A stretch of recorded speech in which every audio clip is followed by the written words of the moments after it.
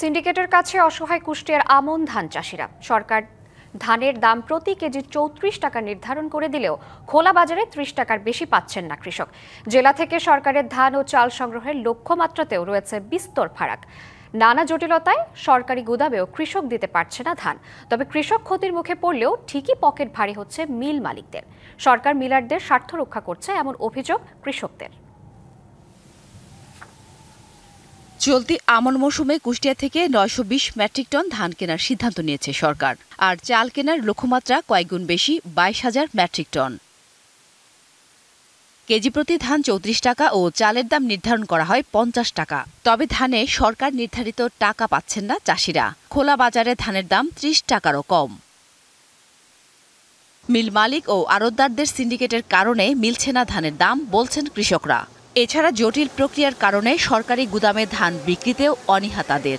ধানের দাম গত বছরের চাইতে প্রায় ২৫০ টাকা মন কম। আমাদের লস, মিল মালিকদের লাভ। ব্যবসায়ীর লাভ আছে, ব্যবসায়ী ধান কম দামে কিনছে, চাল বেশি দাম বেচে। এদিকে সরকার এবার চালের দাম কেজি প্রতি বাড়িয়েছে ১ টাকা। ধানের দাম কম হওয়ায় লাভের কথা বলছেন মিল মালিকরা।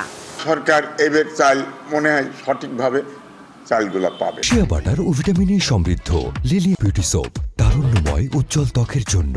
রিমার্ক ১ টাকা বাড়ছে, না ১ টাকায় লাভ হবে, না ২ টাকায় হবে, এতদিন লস গেছে। বাজার যদি এভাবে থাকে, ধানগুলা বেচা কিনা হয়, কৃষকদের লাভবান হবে। এই চাউল মিল মালিকরা সম্পূর্ণ করতে তাদের আর কোনো বাধাগ্রস্ত হবে না। সরকারের ব্যর্থতায় কৃষক ক্ষতির মুখে পড়ছে, এমনটাই বলছেন সচেতন নাগরিকরা। চালের বাজার দরের সাথে সামঞ্জস্য রেখে ধানের দাম নির্ধারণ করার দাবি তাদের।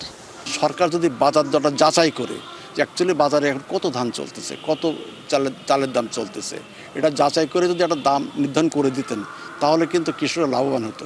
এই কারণে বিগত কয়েক বছর চাল সংগ্রহ শতভাগ হলেও ধান কেনায় পিছিয়ে ছিল খাদ্য বিভাগ। তবে এবার লক্ষ্যমাত্রা পূরণ হবে, কৃষকও ন্যায্য দাম পাবে এমন প্রত্যাশার কথা জানান জেলা খাদ্য নিয়ন্ত্রক।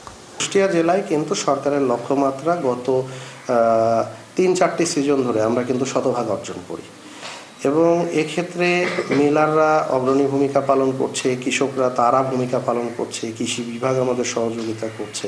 ২০ নভেম্বর থেকে শুরু হওয়া সংগ্রহ অভিযান চলবে আগামী বছরের ফেব্রুয়ারি পর্যন্ত। DBC news desk.